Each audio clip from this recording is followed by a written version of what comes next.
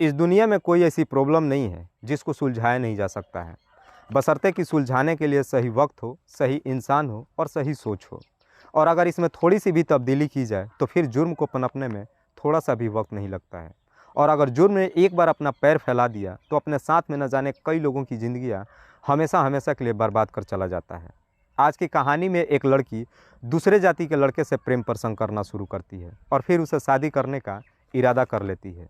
लेकिन इस शादी का मंजूरी लड़की के घर के परिजन नहीं देते हैं और आखिरकार लड़की के घर के परिजन इतना काफ़ी दबाव देते हैं कि दबाव में आकर के लड़की एक फ़ैसला ले लेती है और एक ऐसा फ़ैसला लेती है जिसकी वजह से हमेशा हमेशा के लिए इस दुनिया को छोड़ के चली जाती है।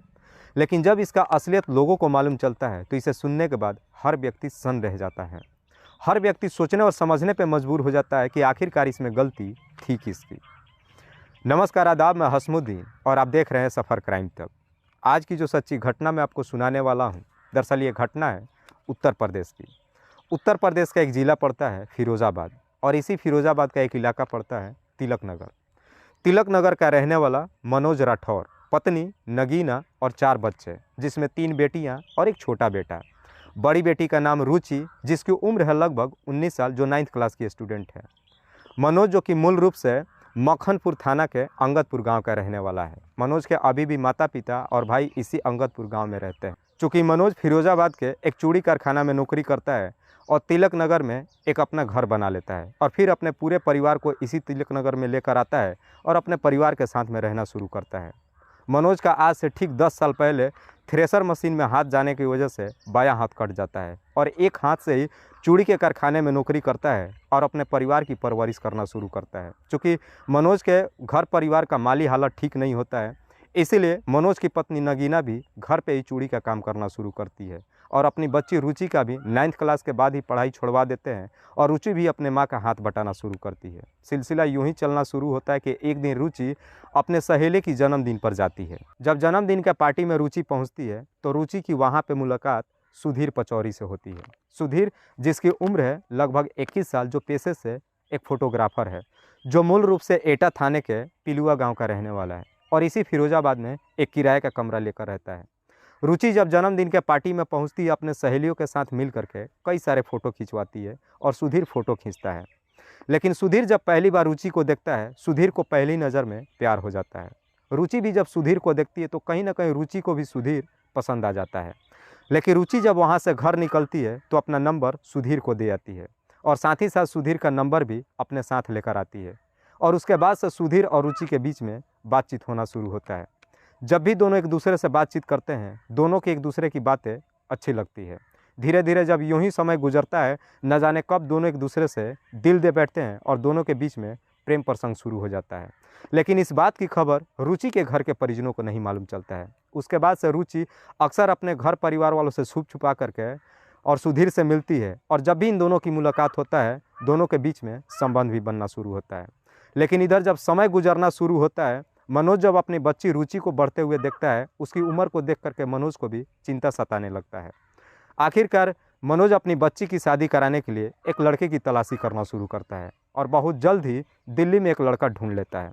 लेकिन रुचि को जब मालूम चलता है कि उसके पिता एक लड़के की तलाशी कर चुके हैं और बहुत जल्द ही उसकी शादी कर देंगे, इसीलिए रुचि एक दिन अपने माता पिता से कहती है कि दरअसल एक लड़का है जिससे मैं बेइंतहा मोहब्बत करती हूँ, जिसका नाम है सुधीर, जो हमारी ही जाति का है और पेशे से एक फ़ोटोग्राफ़र है। मेरी शादी उसी से करवा दो।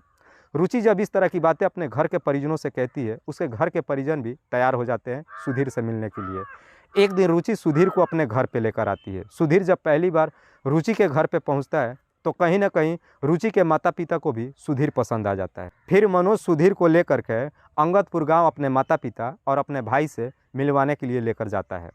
जब सुधीर अंगदपुर गाँव में जाता है, मनोज के माता पिता और उसके भाई सुधीर को देखते हैं तो उसके माता पिता और भाई को भी सुधीर पसंद आ जाता है। लेकिन जब वहाँ के रिश्तेदार सुधीर से पूछताछ करना शुरू करते हैं, खास करके सुधीर के घर के परिजनों के बारे में और उसके रिश्तेदारों के बारे में, इस पर सुधीर कुछ ठीक ठीक से जवाब नहीं देता है और सारा पोल वहीं पे खुल जाता है। सुधीर की सारी सच्चाई पता चल जाता है कि दरअसल सुधीर दूसरे जाति का लड़का है। जब इस तरह की सच्चाई मनोज को मालूम चलता है, इस बात पे मनोज अपनी बच्ची रुचि पे काफ़ी गुस्सा होता है कि दरअसल उसकी बच्ची ने सुधीर के जाति को लेकर के झूठ बोला था और फिर उसके बाद से मनोज कहता है कि तुम्हारी शादी दूसरे जाति के लड़के से हम कभी भी नहीं होने देंगे। और उसके बाद से मनोज अपने घर अपने बच्ची को लेकर चला आता है और सुधीर अपने घर चला जाता है। और मनोज उसी दिल्ली वाले लड़के से रुचि की शादी तय कर देता है, लेकिन रुचि इस शादी के लिए तैयार ही नहीं होती है। धीरे धीरे समय यूं ही गुजरना शुरू होता है कि 15 जुलाई 2022 के सुबह सुबह मोहल्ले के तमाम लोग जग चुके थे, रुचि के भी घर के तमाम परिजन जग चुके थे, लेकिन रुचि अभी भी ऊपर अपने कमरे में सो रही थी। रुचि की मां नगीना मनोज से पूछताछ करती है कि रुचि कहाँ पे है, तो मनोज कहता है कि दरअसल अभी भी वो अपने कमरे में सो रही है। नगीना अपनी बच्ची को जगाने के लिए ऊपर कमरे में जाती है। जैसे ही दरवाज़ा खोलती है, अचानक नगीना की चीख निकल जाती है। इतने ज़ोर से चीखती है कि आखिरकार उसकी आवाज़ सुन करके मनोज भी भागते दौड़ते रुचि के कमरे तक पहुंचता है। लेकिन कमरे के अंदर का जब नज़ारा देखता है तो मनोज के भी पैरों तले ज़मीन खिसक जाती है, क्योंकि रुचि अपने ही कमरे में काफ़ी गंभीर अवस्था में बेड से नीचे गिरी पड़ी हुई थी। उसके हाथ के नस पे एक तेज़धार हथियार को चला दिया गया था। कमरे के अंदर बहुत सारा खून बह चुका था और रुचि के शरीर पे एक बहुत बड़ा बोरी भी पड़ा हुआ था। जैसे ही इस तरह की नज़ारा रुचि के घर के परिजन देखते हैं, सबका रो रो करके बुरा हाल हो जाता है। धीरे धीरे ये बातें आखिरकार आस पड़ोस में लोगों तक भी पहुंच जाती है। लोग जब रुचि के घर पे पहुंचते हैं, उसके घर के परिजनों को काफ़ी समझाने के संभालने की कोशिश करते हैं। आखिरकार ये खबर नज़दीकी पुलिस थाने तक पहुँच जाती है। पुलिस भी जब घटनास्थल पर पहुँचती है, पुलिस जब मनोज से पूछताछ करती है तो मनोज कहता है कि दरअसल मेरी बच्ची एक गैर बिरादरी के लड़के से मोहब्बत करती थी और उसे शादी करना चाहती थी। हम इस शादी के खिलाफ थे, इसीलिए मेरी बच्ची ने आत्महत्या कर लिया है, अपने हाथ के नस को काट लिया है। लेकिन पुलिस जब रुचि के कमरे में पहुंचती है, रुचि के शरीर से बोरी को हटाती है तो देखती है कि दरअसल रुचि के गले पे भी एक तेज़धार हथियार को चलाया गया है। उसके गले से भी खून बह रहा था। पुलिस वालों को लगता है कि दरअसल रुचि ने आत्महत्या नहीं की है, बल्कि उसकी हत्या की गई है। पुलिस तुरंत ही रुचि के डेड बॉडी को अपने कब्जे में लेती है और पोस्टमार्टम के लिए भेज देती है। जब पोस्टमार्टम रिपोर्ट आता है तो उसे साफ पता चल जाता है कि दरअसल रुचि ने आत्महत्या नहीं की है, बल्कि उसकी हत्या की गई। जैसे ही पोस्टमार्टम रिपोर्ट से ये पुष्टि हो जाता है, पुलिस वालों को मनोज के ऊपर शक चला जाता है। पुलिस तुरंत ही शक के आधार पर मनोज को अपने कस्टडी में लेकर आती है और फिर उससे पूछताछ करना शुरू करती है। उस वक्त भी मनोज यही बात कहता है कि दरअसल मेरी बच्ची ने आत्महत्या करी है। लेकिन पुलिस जब मनोज से सख्ती से पूछताछ करना शुरू करती है, आखिरकार मनोज अपनी सच्चाई कबूल कर लेता है। लेकिन जब इसकी पूरी कहानी बताता है, खास करके इस असलियत जब आस पड़ोस के लोगों को मालूम चलता है, तो आस पड़ोस के लोग भी सोच में पड़ जाते हैं कि दरअसल इसमें गलती थी किसकी। मनोज बताता है कि दरअसल रुचि एक दूसरे जाति के लड़के से प्रेम प्रसंग करती थी, उसी से शादी करना चाहती थी, लेकिन मनोज इस शादी के खिलाफ था। इसीलिए रुचि का शादी करने के लिए जल्द से जल्द दिल्ली वाले लड़के से शादी तय कर देता है। लेकिन मनोज जैसे ही शादी तय करता है, रुचि भी अपने पिता के खिलाफ हो जाती है और खुलेआम अपने आशिक सुधीर के साथ घूमना फिरना शुरू करती है। जब खुलेआम घूमना फिरना शुरू करती है, मनोज को भी अच्छा नहीं लगता है। अपनी बच्ची को काफ़ी समझाने की कोशिश करता है। दरअसल मनोज को ये डर सताता है कि अगर रुचि दूसरे जाति के लड़के से शादी कर लेगी तो मनोज के अभी भी 2 बच्चियां हैं, उनकी शादी कैसे हो पाएगी। इसीलिए मनोज रुचि को काफ़ी समझाने की कोशिश करता है, लेकिन रुचि अपने पिता की एक भी बातें नहीं मानती है, क्योंकि सुधीर के प्यार में पूरी तरीके से पागल हो चुकी थी। 12 जुलाई को रुचि सुधीर को अपने घर पर बुलाती है। दिन पे जब घर पे आता है, दिन भर वहीं पे रहता है और शाम के वक्त अपने दोस्त से मिलने के लिए सुधीर चला जाता है। लेकिन शाम को अपने दोस्त से मिलने के बाद फिर से रुचि के ही घर पे पहुंचता है और फिर रात में रुचि और सुधीर दोनों एक कमरे में एक साथ ही सोते हैं। और जब दोनों एक दूसरे के साथ में आपत्तिजनक में होते हैं, दोनों एक दूसरे से बातचीत कर रहे होते हैं, अचानक इनकी बातें मनोज सुन लेता है और सुन करके जब वहाँ पे पहुँचता है, इन दोनों को आपत्तिजनक स्थिति में देखता है, मनोज के पैरों तले ज़मीन खिसक जाती है। रुचि को काफ़ी मार पिटाई करता है और सुधीर को वहाँ से भगा देता है।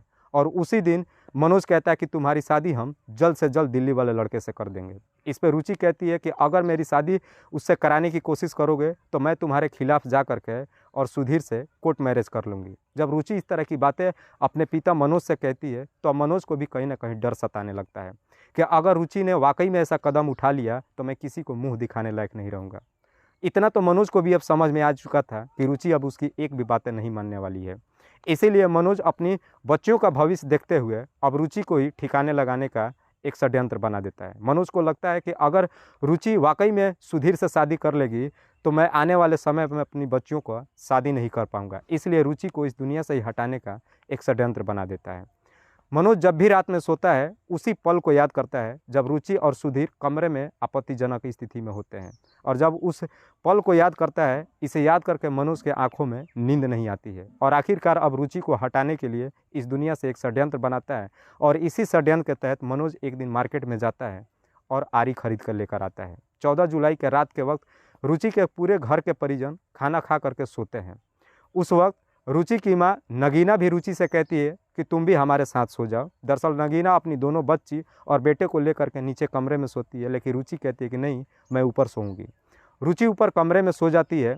नगीना अपने दोनों बेटियों को और बच्चे को लेकर के कमरे में सो जाती है और मनोज गेट से बाहर जीने के बगल में खटिया बिछा करके वहीं पे सो जाता है। लेकिन मनोज के आंखों में नींद ही नहीं आ रही थी, क्योंकि उसे अपने प्लान को अंजाम देना था। जैसे ही रात्रि के 12 बज जाता है, पूरा गांव मोहल्ला सन्नाटे की नींद में सो रहा था।